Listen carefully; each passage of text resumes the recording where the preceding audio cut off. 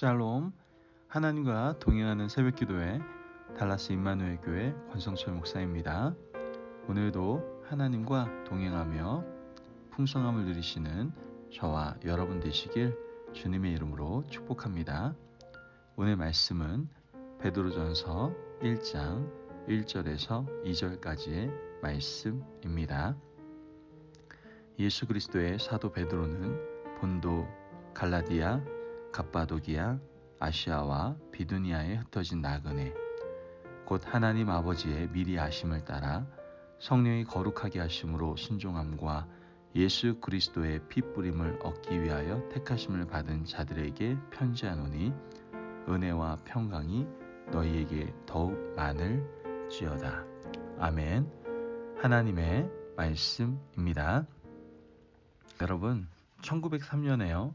일본 동경 제국대학 교수인 고토 분지로는 한반도 지도를 토끼 모양으로 그리게 됩니다. 이렇게 그린 이유는 유약하고 연약한 토끼, 앞발을 가지런히 모으고 귀를 쫑긋 세운 토끼가 한반도의 모습이고 국민의 정체성이라는 이른바 토끼 지도론을 펼친 것이죠. 일본은 이와 같이 연약한 토끼 같은 한반도 백성들을 보호해줘야 된다라는 그런 논리를 앞세우게 된 것이죠. 이에 반해 1908년 최남선은 소년이라는 잡지를 통해 토끼 지도론에 대해 반대하며 호랑이 지도로 한반도를 형성하게 됩니다. 앞발을 치켜들고 대륙을 향하여 달려나아가는 호랑이 모습의 한반도를 그렸던 것이죠. 이것은 토끼 지도론에 반대하는 것으로요. 우리는 토끼같이 유약한 민족이 아니고 대륙을 향한 기백을 가진 민족이다라는 것을 주장한 것이죠. 일제강점기 시절 우리의 정체성은 무엇보다도 중요했습니다. 토끼 정체성을 가지고 살아가느냐, 호랑이 정체성을 가지고 살아가느냐에 따라서 고난을 이겨내는 방향이 다르게 나타나기 때문이죠. 토끼처럼 시대에 순응하고 일본 제국주의에 고개 숙이고 살 것이냐, 호랑이처럼 고난을 극복하고 당당하게 살 것인가 하는 문제는 민족의 운명을 결정하는 아주 중요하고 어려운 문제였다라는 거예요. 역시 이런 맥락에서 베드로 사도가 흩어져 있는 성도들에게 보내는 편지에도 민족의 백성들이 어떤 정체성을 가지고 살아가냐에 따라서 고난을 극복하는 방식이 달라진다라는 것을 설명하고 있습니다.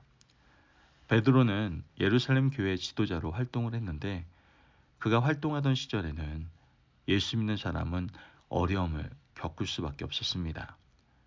예수님께서 유대인의 왕, 나사렛 예수라는 죄목으로 십자가에 달려 돌아가신 후부터 예수님을 믿고 따르는 백성들은 모두 로마에 대하여 반역자가 되었기 때문이죠.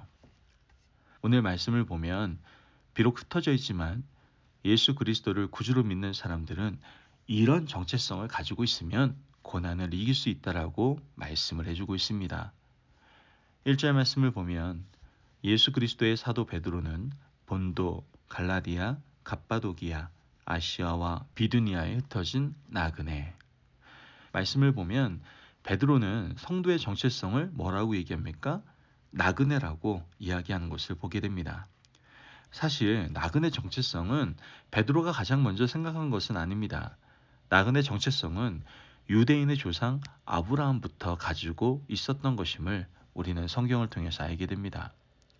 하나님은 아브라함을 갈대아 우르에서 불러내셨죠. 아브라함 당시는 살던 고향을 떠난다는 것, 이거는 정말 목숨을 건 행동이었어요. 갈대아 우르를 떠나서 하란으로, 하란을 떠나서 가나안 땅으로, 가나안 땅에서도 목축을 하면서 한 곳에 머무르지 않고 나그네처럼 옮겨 다닌 사람이 바로 믿음의 조상 아브라함이었던 것이죠. 이스라엘 백성들도 마찬가지입니다. 이집트에서 430년 동안 종살이 하다가 가나안을 향한 광야 40년 그 여정을 걷게 되죠. 먹을 것, 입을 것, 마실 것 없이 나왔지만 하나님은 나그네 된 이 이스라엘 백성들을 외면하지 않고 먹이고 입히고 돌봐주신 것을 우리는 잘 알지 않습니까? 언제나 하나님은 구름 기둥과 불 기둥으로 이스라엘 백성들과 함께 하셨죠. 하나님은 그들이 가나안 땅에 정착한 이후에도 나그네 정체성을 잊지 말라고 당부하시는 것을 보게 됩니다. 그래서 1년에 일주일 동안 초막절 규례를 지키게 되지 않습니까? 지위고와 빈부귀천을 막론하고 하나님의 백성들은 일주일 동안 초막에 살면서 그들의 정체성이 바로 나그네임을 기억하라고 말씀하셨던 것이죠. 그런데 오늘 우리가 고난을 극복하는데 과연 나그네 정체성이 왜 유익한 겁니까? 그것은 우리가 정착해야 될 곳이 이 땅이 아니라 천국이라는 것을 마음에 가지고 살아가기 때문이다라는 것이죠. 여러분, 이 땅이 우리가 정착해야 될 것이 아니라면 지금 당하고 있는 고난은 잠깐 지나가는 바람 같은 것이라고 가볍게 여길 수 있을 겁니다. 나그네 정체성을 가지면 비록 이 땅에서 부자로 살지 못하고 권세를 누리지 못하지만 훗날 천국에서는 하나님께서 지으신 크고 아름다운 집에 거하며 하나님의 자녀들과 찬양하며 하나님을 영광 중에 배울 수 있을 것이다라는 마음을 가지고 살아가게 되는 것이죠. 나그네 정체성을 가지고 있으면 어떤 사람이 부자로 살고 권세를 누리고 살아도 배 아프지 않고요. 시기, 질투 느끼지 않을 겁니다. 왜 그렇습니까? 우리가 갈 곳은 영원한 천국이기 때문이죠. 오늘 우리가 나그네 정체성을 가지고 있는지 한번 돌아보시기를 바랍니다.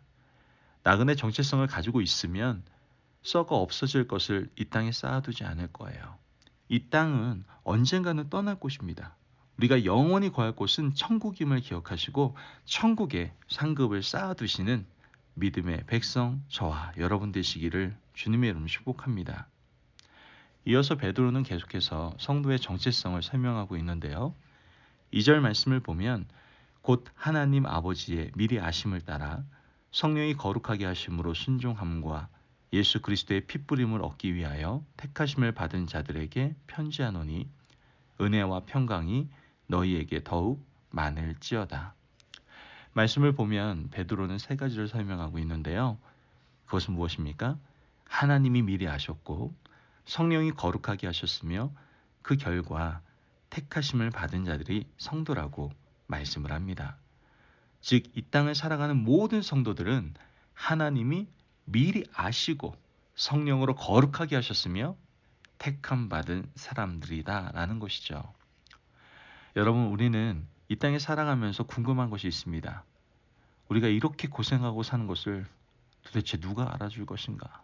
가족도 몰라주고 등을 돌리는데 누가 이해해 줄 수 있을까? 이런 고민을 합니다. 그러나 베드로 사도는 누가 알고 계신다고 말씀하는 거예요? 하나님이 알고 계신다라고 말씀하고 있는 거예요.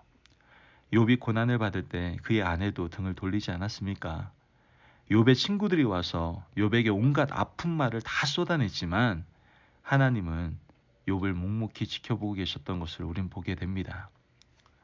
여러분, 우리가 지금 고난의 현장 한가운데 서 있고 사명을 감당하며 이 고난의 시간을 견디는 것을 사람은 비록 몰라도 누가 알고 계세요?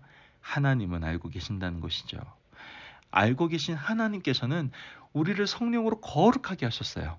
우리가 거룩해서 하나님이 우리를 선택한 것이 아니라 하나님께서 우리를 선택하셨기 때문에 우리가 거룩해진 것이죠. 베드로는 이 부분을 명확하게 하고 있는 것을 보게 됩니다. 베드로가 하나님 앞에 쓰임받을 자격이 있어서 제자로 부름받은 것이 아니었다라는 거예요. 어부로 살던 베드로를 주님이 불러주셨지 않습니까? 그래서 예수님의 제자가 된 거예요. 흠이 많고 결점이 많고 성격이 급한 사람이었는데 거룩하다 인정하시고 불러주셨던 것이죠. 여러분, 바로 이것이 은혜입니다. 오늘 우리가 거룩해서 부름받은 것이 아니에요. 하나님이 우리를 불러주셨기 때문에 거룩한 자가 된 것이죠. 우리는 그 은혜에 감격해서 오늘도 주님 안에서 성실하게 믿음 생활을 감당하는 것입니다.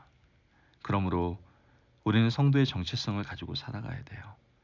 나그네인 우리를 미리 하시고 거룩하게 하시고 택하셨다라는 그 고마움과 감사함을 가지고 늘 하나님의 영광을 위해 살아가는 저와 여러분 되시길 주님의 이름으로 축복합니다. 아멘.